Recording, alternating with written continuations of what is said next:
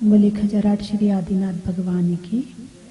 यस्य स्वयं स्वभावाप्तिर रभावे कृत्सन कर्मणा तस्मै संज्ञान रूपाय नमोस्तु परमात्मने। बोले भूगर्भ से प्रकट श्री मुनि सुब्रतनाथ भगवान की, चिंतामणि श्री पार्श्वनाथ भगवान की, विश्ववन्नी श्री महावीर भगवान की, जिनवाणी माता की, परम पूजाचा गुरुदेव श्री सन्मति सागर जी महाराज की, परम पूजाचा गुरुदेव श्री ज्ञान सागर जी महाराज की, धर्म स्नेही बंधुओं, आचार्य पूज्यपाद स्वामी अगले श्लोक में कहते हैं, आत्मा की बात बताते हुए, परिसहाद विज्ञान दाश्रव निरोधिनी जायते ध्यात्म योगेने कर्मणामाशु निर्जरा। बहुत अच्छा श्लोक है, बहुत तत्व भरा हुआ है इस श्लोक में। पिछले श्लोक में बताया था कि ज्ञानी की संगति करो तो ज्ञान प्राप्त होता है, और अज्ञानी की संगति करो, जैसी संगत वैसी रंगत, जैसा संग होगा वैसा रंग चढ़ेगा। ये तो आपने स्वयं प्रैक्टिकल जीवन में किया ही होगा, है? यदि किसी क्रोध करने वाले की संगति में रहो तो क्या होता है, अपना भी गुस्सा बढ़ जाता है। वो करेगा तो हम छोड़ देंगे क्या? किसी अभिमानी की संगति में रहो तो अभिमान बढ़ता है, लोभियों की संगति में रहो तो लोभ बढ़ता है, तपस्वी की संगति में रहो तो तपस्या बढ़ती है, ज्ञानी की संगति में रहो तो ज्ञान बढ़ता है। अब कई बार यहाँ पर लोग आते हैं 2-3 घंटे बैठे रहते हैं, ना भूख लगती है ना प्यास लगती है। भाई क्या बात है, अभी तुम बाहर होते तो 3 बार तो पानी पी लिया होता और 1 आध बार खा लिया होता। तुम 3 घंटे से यहाँ बैठे हो, तुमने तो कुछ भी नहीं किया। किसका असर है? जो नहीं खाने वाला बैठा है तो उसके साथ खाने वाला भी त्याग करना शुरू कर देता। अरे जब ये इतना त्याग कर रहे हैं तो हम इतना नहीं कर सकते क्या? अरे जब इतना ये छोड़ सकते हैं तो हम नहीं छोड़ सकते? ऐसी भावनाएं मन में पैदा होने लगती हैं। और खाने वालों के साथ रहो, अरे बोलो ना, वो खा रहा है और बाई चांस तुम्हें ना दे तो गुस्सा आ जाएगा। वैसे तुम खाते नहीं थे घर में बार बार, लेकिन बार बार खाने वालों के साथ रहो और तुम्हें खाने ना मिले तो गुस्सा भी आ सकता है। यानी खाने का मन अपने आप बन गया उसको देख करके। तो जैसी संगत वैसी रंगत। धर्मात्माओं के साथ रहोगे धर्म बढ़ेगा, पापियों के साथ रहोगे पाप बढ़ेगा, है ना? तो उसमें बता दिया था कि ज्ञानियों की संगति से ज्ञान बढ़ता है। फिर अगले श्लोक में कह दिया, अब ज्ञान तो बढ़ गया तुम्हारा, तो उससे क्या आया? बोले अध्यात्म आया, जायते ध्यात्म योगेन। अब क्या आ गया जीवन में? अध्यात्म। अध्यात्म किसे कहते हैं? इस शब्द का अर्थ क्या है? बोलते तो हैं अरे वो बड़ा आध्यात्मिक है, अरे अध्यात्म का ज्ञान उसको बहुत है। तो अध्यात्म शब्द का अर्थ क्या है? हम बोल तो देते हैं। एक बार तो एक बहुत ही ऐसा व्यक्ति था जो बहुत धर्मात्मा था, बोले भक्तांबर बहुत आध्यात्मिक है। मैंने कहा भाई साहब पहले आप आध्यात्मिक शब्द का अर्थ समझो कि आध्यात्मिक होता क्या है। 4 शब्द हैं, व्यवहार, आगम, सिद्धांत और अध्यात्म। सुने हैं ना आपने? आगम में ऐसा लिखा है, ऐसा नहीं करना चाहिए। कहाँ लिखा है? आगम में। अरे ये सिद्धांत है, ये सिद्धांत की बात है, इस सिद्धांत से चलेंगे, ऐसे नहीं चलेंगे। ये शब्द भी सुना होगा। भाई व्यवहार में ऐसा होता है, ये शब्द भी सुना होगा, वो बहुत आध्यात्मिक है। अब इन शब्दों का सबसे पहले हमें अर्थ समझना जरूरी है, क्योंकि जब तक शब्दों की गहराई में नहीं जाएंगे हम आत्मा की गहराई में नहीं जा सकते हैं। इसलिए आज इन 4 शब्दों पर अपन विशेष चर्चा करेंगे। इसमें जो अध्यात्म शब्द आया है, इसके जो इस श्लोक के एक एक शब्द पर एक एक दिन चर्चा करेंगे, तब आपको ये श्लोक समझ में आएगा। वरना ये श्लोक समझ में आने वाला नहीं है। तो व्यवहार, व्यवहार किसे कहते हैं? तो हमारे यहाँ समझाने के लिए जिनवाणी माँ को 4 प्रकार से जिनवाणी माँ हमें समझाती है। प्रथमानि योग, चरणानि योग, करणानि योग, द्रव्यानि योग, यही है ना। तो पहला है व्यवहार। तो जो प्रथमानि योग है उसको व्यवहार कहा है। प्रथमानि योग में क्या है? महापुरुषों की चर्चा है, तीर्थंकरों की चर्चा है, चक्रवर्ती की चर्चा है, चक्रवर्ती के वैभव की चर्चा है। अब बात तो हमें धर्म की करनी है और चक्रवर्ती के वैभव का वर्णन चल रहा है। किसमें? व्यवहार में। किसमें चल रहा है? व्यवहार में। कि चक्रवर्ती के पास 96,000 रानियां थीं और चक्रवर्ती के पास 9 निधियां थीं, हैं 14 रत्न थे, उसके इतने हाथी थे, इतने घोड़े थे। अब धर्म से इसका क्या लेना देना, बताइए मुझे। क्यों वर्णन किया जा रहा है? जो संसारी प्राणी है ना, वो बाहर के वैभव से बहुत प्रभावित होता है। आत्मा में बाद में जाता है, पहले तो वो बाहर के वैभव से प्रभावित होता है। तो जो प्रथमान योग है तो ये बताता है कि यदि वो चक्रवर्ती बना है और उसके पास में इतना वैभव है तो वो क्यों है? उसने ऐसा कौन सा काम किया कि उसको इतना वैभव मिला? तो उसके वैभव को मिलने का कारण बताया। तो उसके वैभव को जो मिलने का कारण है वो है दीक्षा, वो है त्याग, वो है तपस्या। जो बड़े बड़े आत्मा के ध्यानी होते, बड़े बड़े संत होते हैं, जंगल में रहते हैं, घोर तपस्या करते हैं, उन्हें ऐसा पद मिलता है। किसको मिलता है? कोई सामान्य मनुष्य को नहीं मिलता चक्रवर्ती का पद, तीर्थंकर का पद कोई सामान्य मनुष्य को नहीं मिलता। जो बड़े बड़े तपस्वी होते हैं, भगवान के माता पिता हैं, सौधर्मेंद्र है, ऐसे जो पद हैं, जो मोक्षगामी जीव के पद हैं, वो किसी सामान्य जीव को प्राप्त नहीं होते। नारायण है, प्रतिनारायण है, बलदेव हैं, बलभद्र हैं, तो उनमें प्रथमान योग में इनका वर्णन है। सारी कहानियां हैं। क्या है? कहानियां हैं। कहानी का मतलब ये मत समझना कि उसमें जो पात्र हैं वो काल्पनिक हैं। जैसे आप यहाँ भी आजकल कहानियाँ लिखी जाती, उसमें कुछ भी नाम डाल देते हैं और कहानी बना देते हैं।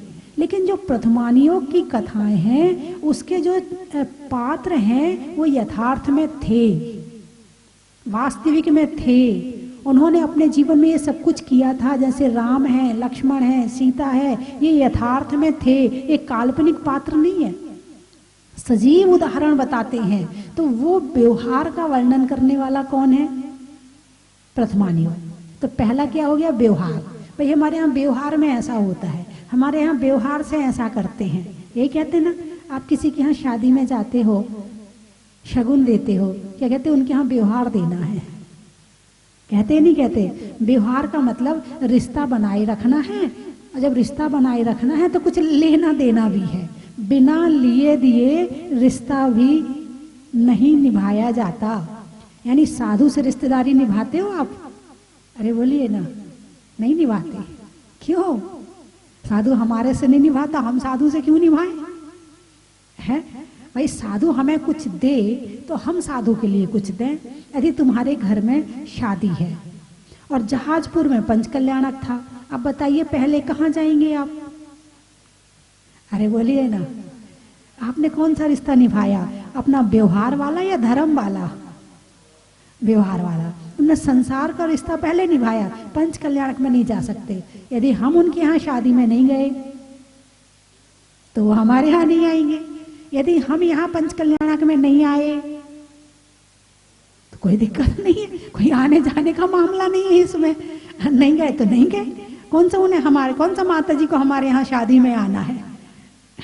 हाँ, जहाँ अदला बदला हो जाए वो व्यवहार है। और व्यवहार के साथ, पात्रों के साथ और निश्चय की शिक्षा दी जाए, दीक्षा दिखाई जाए, वैराग्य बताया जाए, वो है व्यवहार, वो है प्रथमान योग। और इसको कहा है व्यवहार। 4 चीजें हैं ना, व्यवहार, आगम, सिद्धांत और अध्यात्म। जो प्रथमान योग है वो व्यवहार है। क्या है? व्यवहार है। उनने ऐसा किया तो उनका ऐसा हो गया, उन्होंने ऐसा किया तो उनका ऐसा हो गया, ये व्यवहार हो गया। ठीक है। व्यवहार के बाद आगम, ठीक है, आगम, गमन, आगम, गम धातु से आगम बना है। तो गमन शब्द, गमन का मतलब होता है चलना, गमन का मतलब होता है चलना, यानी जिसमें चलना सिखाया जाए। क्या सिखाया जाए? अरे बोलिए ना। तो क्या केवल चलना सिखाते हैं और कुछ नहीं सिखाते हैं? भाई आप ये मुझे बताओ कि आप बैठे हैं, आप चल रहे हैं क्या? नहीं चल रहे। आप चल रहे हैं, सिद्ध कर दूं? आपके विचार चल रहे हैं? चल रहे। शरीर में खून चल रहा है? चल रहा है। आंखें चल रही हैं? चल रही है। कान चल रहे हैं? कान भी चल रहे हैं। अभी अभी जरा सी कहीं से स्मेल आ जाए तो नाक चलने लगेगी, हैं? हाँ, बैठे हैं और उंगलियां हिला रहे हैं, इधर से इधर कर रहे हैं। कुछ नहीं है तो पैर हिला रहे हैं, तो पैर भी चल ही तो रहे हैं। चलने का मतलब केवल यही थोड़ी होता है। चलने का मतलब है तो होता है क्रिया, क्रियात्मक जो भी काम है वो चलना कहलाता है। आप लोग भी कहते हैं अरे उसकी आंखें बहुत चलती हैं, कहते हो कि नहीं कहते हो? हैं? और कोई ज्यादा बोलता है तो क्या कहते हो? उसका मुंह बहुत चलता है, कहते हो कि नहीं कहते हो? तो चलने की जो क्रिया है वो क्रियात्मक शब्द में है। अभी हम जो चलना शब्द प्रयोग करते तो हैं आंखें चलने में, लेकिन ये भूल जाते कि चलना केवल पैर से चलना तो नहीं, यहाँ सब कुछ चल रहा है। कर्म आ रहा है, इस क्षण हम यहाँ बैठे हैं तो कर्म आ भी रहा है, बंध को भी प्राप्त हो रहा है, उदय में भी खिर रहा है, कर्म भी चल रहे हैं। यानी शरीर की हर चीज चल रही है। हृदय में धड़कन चल रही कि नहीं चल रही है? बीच बीच में शरीर के बीच बीच में नसें फड़कती हैं कि नहीं फड़कती हैं? तो नसें भी चल रही हैं। तो सब कुछ चल रहा है। तो शरीर की बात अलग है, लेकिन यहाँ विचारों की बात है। आगम, कैसे विचार भी चल रहे हैं ना, तो विचारों को कैसे चलाना है कौन बताएगा? चरणानुयोग, चरण अनुयोग, कैसे चलना है, क्या क्या चल रहा है, उन सब के विषय में। विचारों को कैसे चलाना है, मुंह को कैसे चलाना है, आंखों को कैसे चलाना, यानी कैसे देखना है, कैसे सुनना है, कैसे भोजन करना है, कैसे सोचना है, कैसे हाथ पांव चलाने हैं, कैसे सामान उठाना है, कैसे सामान रखना है। ये सारी शिक्षा जो है चरणानुयोग देता है। इसका नाम है आगम। व्यवहार के बाद में आगम। तो चरणानुयोग ने चलने की शिक्षा दी है। मुनियों का क्या चारित्र होता है, श्रावकों का क्या चारित्र होता है, चौका कैसा लगाना चाहिए, वस्तु की मर्यादा कितनी होती है, कैसे कपड़े पहनने चाहिए, कैसे क्या करना चाहिए, ये चलने की जो जीवन चलने की शिक्षा जो देता है उसका नाम है चरणानुयोग और उसका नाम है आगम। व्रत है, नियम है, संयम है, त्याग है, तपस्या है, कैसे करनी है, जो ये सिखाए उसका नाम है आगम। कहते ना आगम में ऐसा लिखा है, उपवास ऐसे करना चाहिए, व्रत ऐसे करना चाहिए, उसका नाम है आगम। व्यवहार आगम। तीसरा है सिद्धांत। सिद्धांत शब्द का प्रयोग तो करते हो भाई, हमारे सिद्धांत में ऐसा नहीं, हम तो सिद्धांत की बात करते हैं। और दूसरा भाषा कर लो तो बोले उसूल, हमारे उसूल नहीं है ऐसे, हम तो ऐसा नहीं ऐसे करते हैं। सिद्धांत यानी जिसमें परिवर्तन ना कर सके। सिद्धांत किसे कहते हैं?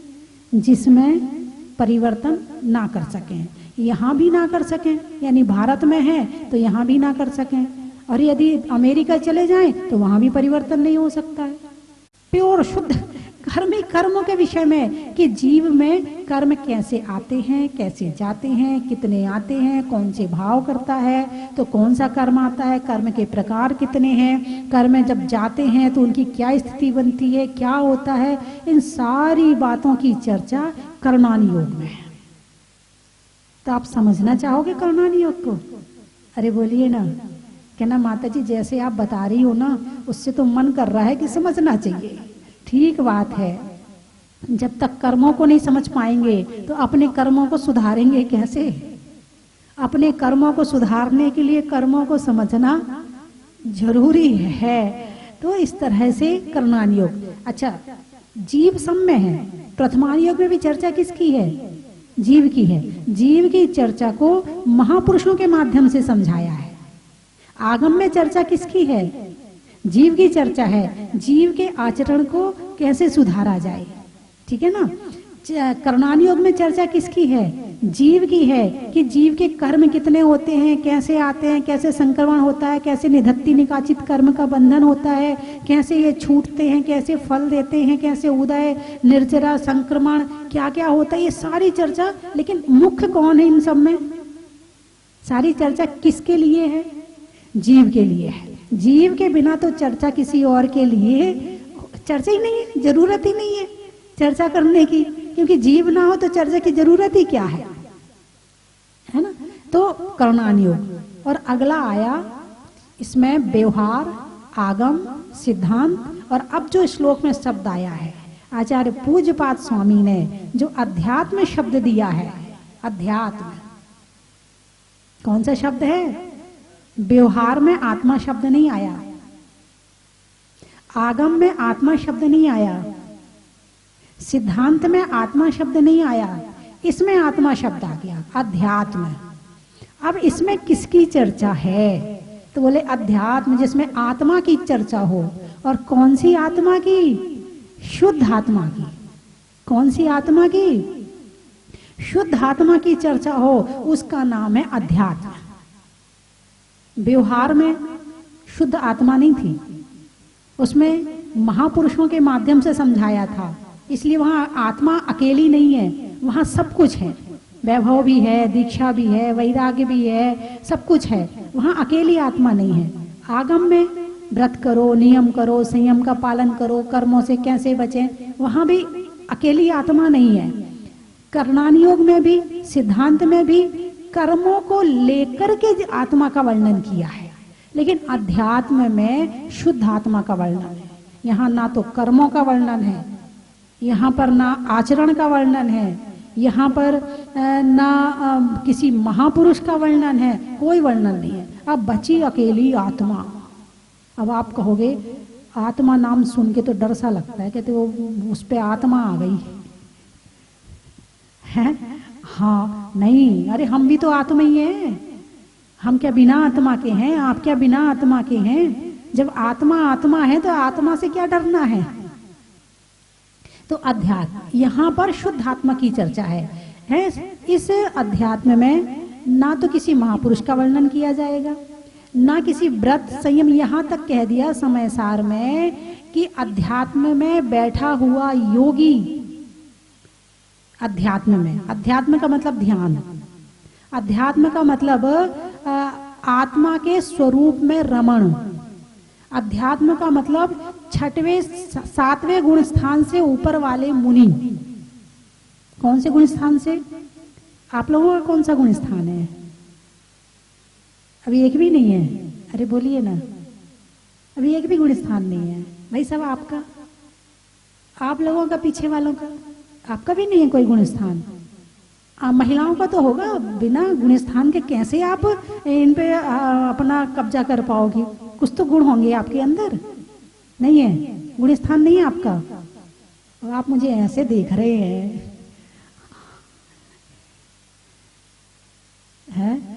इसीलिए इसके पहले वाले श्लोक में आचार्य पूज्यपाद स्वामी ने कह दिया है, अज्ञानोपास्तिर ज्ञानम, ज्ञानम ज्ञानी समाश्रया। ज्ञानी की उपासना से ज्ञान की प्राप्ति होती है और अज्ञानी की उपासना से अज्ञान की प्राप्ति होती है।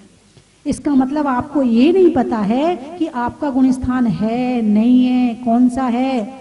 इसका मतलब है कि अनंत काल से लेकर आज तक केवल अज्ञानियों की उपासना करी है, ज्ञानी की उपासना नहीं करी है। यदि ज्ञानी की उपासना करी होती तो आपको पता होता कि आपका गुण स्थान कौन सा है।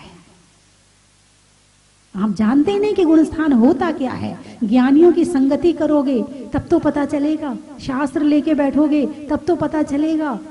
जब तक संगति नहीं होगी, जैसी संगत वैसी रंगत। अब संगति करी है धन की और धन ने बना दिया ज्ञानी, वो तो अपने में लगाए रखता है, गिनो नोट कितने हैं, कितने आ रहे कितने जा रहे, और कुछ आ रहे हो तो खुश, नहीं आ रहे हो तो टेंशन। आत्मा में नहीं रहने देता है, शास्त्र नहीं पढ़ने देता है, सारे दिन अपने में लगाए रखता है। कौन? अरे बोलिए ना, है? धन धन, मन नहीं, धन धन। क्या बोलो ना, धन धन। सारी जिंदगी क्या करते? धन धन धन धन धन, और आखिरी में निधन। जिंदगी हो गई जीरो, हैं? धन धन के चक्कर में आखिरी में क्या हो गया?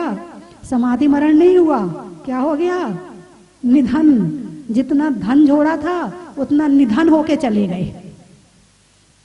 अब निधन शब्द और निर्धन शब्द में ज्यादा अंतर नहीं है, एक रेप का अंतर है। निर्धन, धा के ऊपर एक रेप लगी हुई है, निर्धन। और मात्रा को हटा दो तो क्या बचा? जो सारी जिंदगी धन धन धन करता है वो निर्धन होके निधन हो जाता है। मतलब साथ में लेके तो कुछ भी नहीं जाते ना। अरे बताइए ना, कुछ तो जाएगा साथ में। इतनी कमाई करी, इतनी मेहनत करी आपने, ऐसे मत कहो। कुछ तो जाना चाहिए ना। आपने इतनी मेहनत से अंगूठी बनाई है तो कम से कम अंगूठी तो चली जाएगी भाई। यदि मान लो मृत्यु हुई है और हाथ की अंगुली में अंगूठी है और गले में चैन है, तो वो तो आपके साथ ही जाने देंगे ना, उतारेंगे थोड़ी?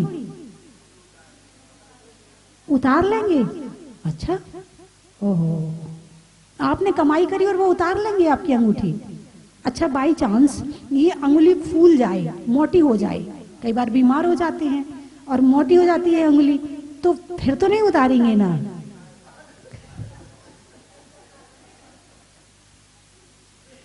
आप कह रहे काट लेंगे उसको, उससे तो आपके हाथ में चोट भी लग सकती है। अच्छा, मरने के बाद चोट नहीं लग, लेकिन शरीर तो वो ही है ना। और यदि मान लो उससे भी ना कट रही हो, जो कटर आया है उससे ना कट रही हो, तो फिर ये है धन की अंतिम गति। जिसकी पीछे सारी जिंदगी भागे वो अंत में भी उतार के रख लेंगे, तुम्हारे लिए नहीं भेजेंगे, हैं? और ज्ञान क्या है? तुम्हारे इस जन्म में भी काम आएगा, अगले जन्म में भी काम आएगा। ज्ञान क्या है? इस जन्म को भी सुखी करेगा और अगले जन्म को भी सुखी करेगा। और ज्ञान क्या है? तुम्हें इस जन्म में सुखी करके मोक्ष मार्ग में आगे बढ़ाएगा और एक दिन केवल ज्ञान बन के मोक्ष भेज देगा। इसलिए ज्ञान की प्राप्ति जरूर करनी चाहिए। यदि धन कमाने में 10 घंटे देते हो तो कम से कम 1 घंटा ज्ञान कमाने के लिए जरूर देना चाहिए। ये उसमें कोई उम्र नहीं। ये मत सोचो कि हम बच्चे हैं, अभी हमारी उम्र नहीं। बचपन से शुरू करो तो बड़े में कुछ समझ में आएगा। जब जवानी में करोगे तो बुढ़ापे में उसका चिंतन मनन करोगे। जब जवानी में ज्ञान नहीं करोगे तो बुढ़ापे में क्या करोगे? वही करोगे, सारी टेंशन जो सारी जिंदगी करी है। संस्कार कहाँ जाएंगे? बुढ़ापा सुधारना है कि नहीं? अरे बोलिए ना, किससे सुधरेगा? धन से या ज्ञान से? मैंने ऐसे ऐसे व्यक्ति देखे हैं कि अच्छे बड़े बड़े नेता, और जब उनका बुढ़ापा आता है तो उनके बच्चे भी उनके पास नहीं जाते हैं। बुढ़ापे में अकेले बैठे रहते वो बड़े बड़े आदमी। एक आध नौकर छोड़ देते हैं उनके साथ में, वो अपना मोबाइल चलाता रहता, वो अपने बैठे बैठे कहीं या ऊँगते रहेंगे या टेंशन करते रहेंगे। तो बुढ़ापा सुधारना है कि नहीं सुधारना है? यदि बुढ़ापा सुधारना है तो क्या सुधारना पड़ेगा? जवानी में ज्ञान करोगे तो बुढ़ापे में काम आएगा, हैं? जवानी में कमाया धन यदि बुढ़ापे में काम आ सकता है तो जवानी में कमाया हुआ ज्ञान भी बुढ़ापे में काम आएगा। इसलिए ज्ञान की कीमत को कम मत समझो। ज्ञान बहुत बड़ी शक्ति है, बहुत बड़ी शक्ति है। धन से बड़ी शक्ति ज्ञान है। बोलिए है कि नहीं है? हैं? कितने भी धनवान आ जाएं ज्ञानी के सामने, बोलिए, धनवान ज्ञानी के सामने हाथ जोड़ता है कि ज्ञानी धनवान के सामने हाथ जोड़ता है? अरे बोलिए ना, ज्ञानी के सामने। आप धनवान भी बनो और आप ज्ञानी भी बनो, आप दोनों बन जाओ। मैं ये नहीं कह रही कि आप घर छोड़ दो, परिवार छोड़ दो, पहले ज्ञान तो करो कि छोड़े क्यों। यही नहीं पता कि छोड़ेंगे तो छोड़ने का मतलब ही खत्म हो गया। तो घर नहीं छुड़वा रही आपका, आप घर में रहो। लेकिन घर में रहकर अपने परिवार में एक समय निकालो, क्योंकि तुम अकेले करोगे स्वाध्याय तो शायद मन नहीं लगेगा, है? ध्यान अकेले में और स्वाध्याय 2 या 2 से ज्यादा लोगों के साथ होना चाहिए, तब मन लगता है। तो तुम्हारा परिवार है, परिवार केवल बाहर के सुख का साथी नहीं है, परिवार ज्ञान का साथी भी होना चाहिए। तो वो परिवार एक श्रावक का परिवार है, वरना तो ऐसे सब परिवार त्रियंचों में भी होते हैं जो साथ में जिंदगी जीते हैं और मर जाते हैं। तो तुम्हारा श्रावक का धर्म का परिवार ही सबसे बड़ा परिवार है। तो घर में बैठ जाओ, रात में आप लौट के आते हो, आधा घंटा 1 घंटा अपने बच्चों को भी बिठाओ, तुम भी बैठो, एक शास्त्र लगा लो, एक जने जोर जोर से पढ़े, बाकी लोग सुने, जो समझ में ना आए वो आपस में चर्चा करें। आपने इतना तो ज्ञान प्राप्त कर लिया है कि समझ में तो आएगा ही आएगा। और बाई चांस यदि जैसे गुणस्थान जैसे शब्द आपको समझ में नहीं आते हैं तो यूट्यूब पे सर्च कर ले। अब तो तुम्हारे पास में जरूरी नहीं कि माताजी महाराज के पास जाओगे तभी शंका का समाधान होगा। यूट्यूब में डालें गुणस्थान, देखो अभी सारी उसके पूरे प्रवचन और सब निकल के आ जाएंगे और आपको गुणस्थान का पता चल जाएगा, आपको व्रत नियम संयम का पता चल जाएगा, आपको 64 रिद्धियों का पता चल जाएगा। आपको क्या चाहिए? आपका मोबाइल आपका सारा धर्म करवा सकता है, लेकिन मोबाइल से धर्म नहीं करते हैं, कुछ और कर लेते हैं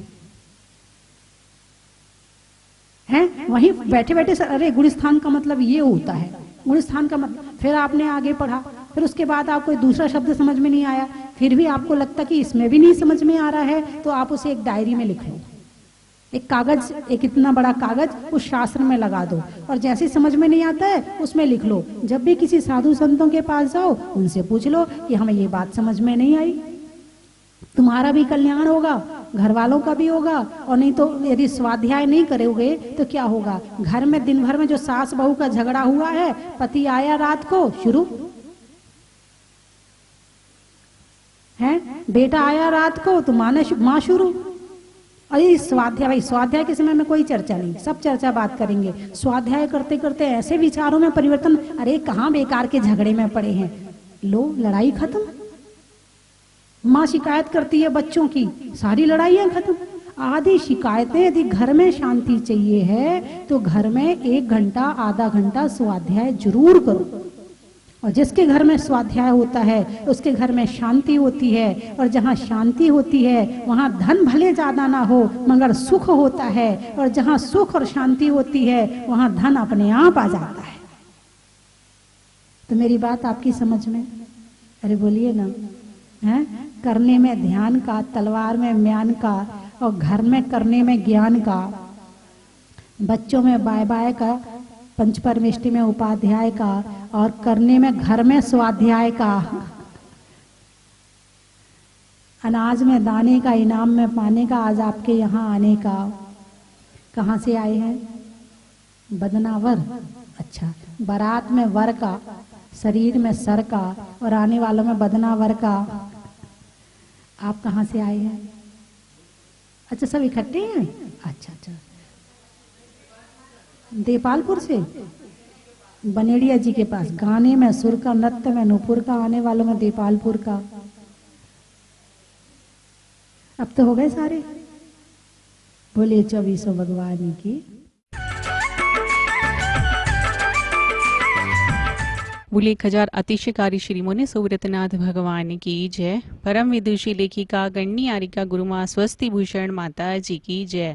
परम विदुषी लेखिका गण्य आरिका स्वस्ति भूषण माता जी के 51वें अवतरण दिवस के उपलक्ष्य में लगातार 11 सितंबर से 51 दिन तक चल रहे मुनि सुव्रतनाथ विधान एवं मुनि सुव्रतनाथ जप का कार्यक्रम प्रतिदिन चल रहा है। प्रतिदिन उसकी अपडेट्स हमें मिल रही हैं और कहते हैं कि भक्तांबर के माध्यम से हम अपनी हर समस्या का समाधान प्राप्त कर सकते हैं।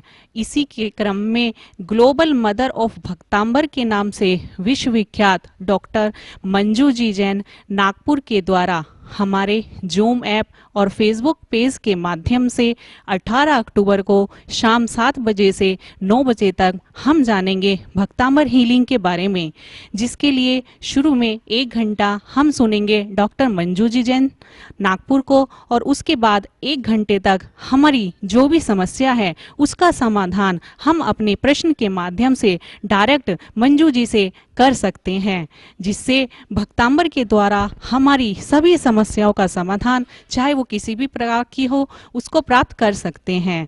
और इसी के अवसर में हम अपने फेसबुक पेज मुनेश्वरनाथ स्वस्ति धाम और जूम ऐप के माध्यम से इस 18 तारीख के भक्तांबर हीलिंग के प्रोग्राम के बारे में हम आपको दिखाएंगे कि कैसे भक्तांबर का महत्व है। और इस कार्यक्रम की अध्यक्षता करेंगे श्री निर्मल कुमार जी सेठी, अध्यक्ष दिगंबर जैन महासभा दिल्ली। और इस कार्यक्रम का दीप प्रज्वलन करेंगे श्री जमुना लाल जी हपावत, कार्याध्यक्ष श्री दिगंबर जैन महासभा मुंबई।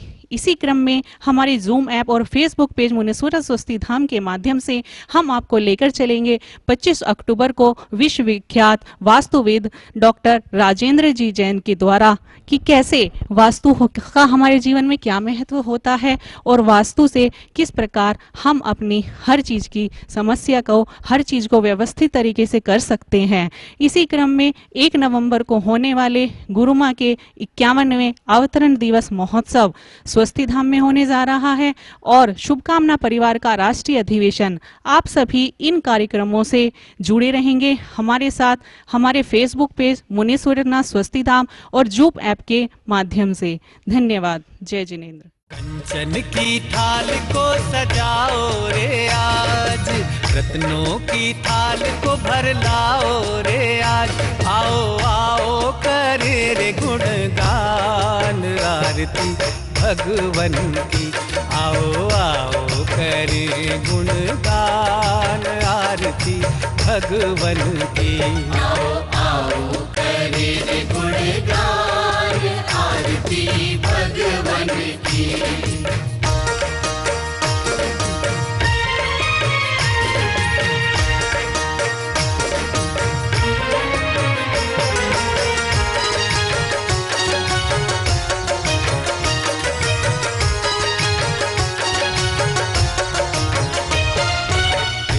सुमित्र के राज दुलारे, माँ पद्मा जी के नैनों के तारे।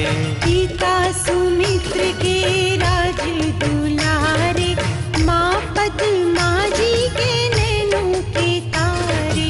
राजगृही में जन्म लियो आप, राजगृही में जन्म लियो आप। आओ आओ मनाए खुशी आज आरती भगवन की।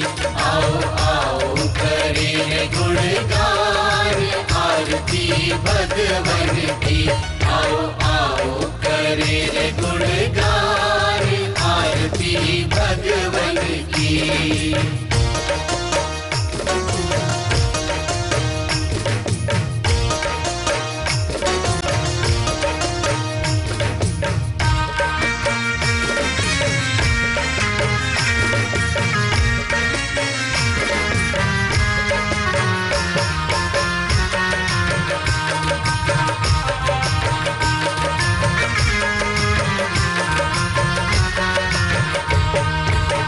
कपूर बाती से ज्योति को जला के, प्रभुवर के चरणों में शीश को नवा के।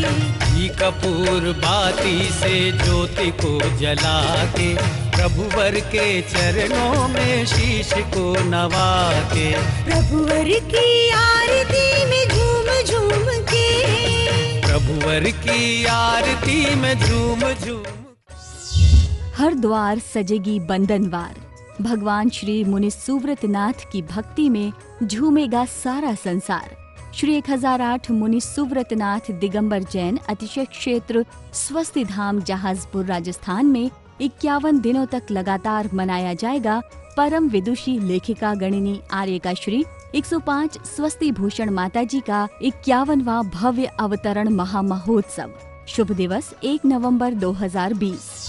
इस पावन प्रसंग में 11 सितंबर से 31 अक्टूबर 2020 तक 51 दिन 51 मुनि सुव्रतनाथ विधान व शांति धारा आपके एवं आपके परिवार के नाम से न्यौछावर राशि 5100 रुपए। 51 दिन में 51 लाख जाप। आज ही निशुल्क रजिस्ट्रेशन कराएं। अपना और अपने शहर का नाम जाप की संख्या के साथ दिए गए नंबर पर व्हाट्सएप करें। महोत्सव में नृत्य, भक्ति, नाटिका मंचन, आकर्षक पुरस्कार लुभाएंगे भक्तों का मन। मुख्य आकर्षण में होगा 1 नवंबर 2020 को शुभकामना परिवार का राष्ट्रीय डिजिटल अधिवेशन। बैंक खाता विवरण निम्न प्रकार है। खाते का नाम श्री मुनि सुव्रतनाथ दिगंबर जैन, अतिशय क्षेत्र Swasti Dham, Jahazpur. Punjab national bank, account number 874050000070। IFSC code PUN B0874500। Bank of Baroda, account number 0799010001768 IFSC code BARB 0JAHAJP। पुण्य कमाने का सुअवसर जाने नहीं दें। आज ही संपर्क करें।